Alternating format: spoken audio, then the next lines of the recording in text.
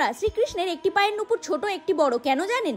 আসলে ত্রেতা যুগে যখন রাবণ সীতাকে হরণ করে নিয়ে চলে গেলেন এবং রামচন্দ্র যখন সেটি জানতে পারলেন, তিনি ক্ষোভে দুঃখে ফেটে পড়লেন কান্নায় এবং হঠাৎ করেই তিনি লক্ষ্যও করেননি কখন তার অশ্রু যেন রক্তের ন্যায় বয়ে যাচ্ছে। হঠাৎ করে লক্ষণ সেটি খেয়াল করে তার ভ্রাতাকে জানানোর পর তারা দুজনেই দেখলেন একটি ব্যাঙ ভগবান শ্রী রামচন্দ্রের পায়ের তলায় চাপা হয়েছে। ভগবান শ্রী রামচন্দ্র ব্যাঙটিকে আর্তনাদ না করার কারণ জিজ্ঞেস করায় রামচন্দ্রকে তিনি জানালেন যে আগের জন্মে বিশ্বাবসু মুনির শিষ্য কর্ণমুনি ছিলেন। হঠাৎ একদিন বিশ্বাবসু মুনি কোনো কারণবশত কর্ণমুনিকে অভিশাপ দেন যে তিনি ব্যাঙ হয়ে জন্মাবেন, আবার রামচন্দ্রের হাতেই তার মুক্তি হবে। তাই মৃত্যুর সময় ব্যাঙটি একটি আর্জি জানান যে সামনের জন্মে যেন তার চরণে তার এবং তার গুরুদেবের ঠাঁই হয়। তাই তিনি আশ্বাস দেন যে দাপর যুগে শ্রীকৃষ্ণের পায়ের নুপুর হিসেবে তারা স্থান পাবেন এবং গুরু ও শিষ্যের পার্থক্য বোঝাতেই একটি পায়ের নুপুর বড়, একটি ছোট। ভিডিওটি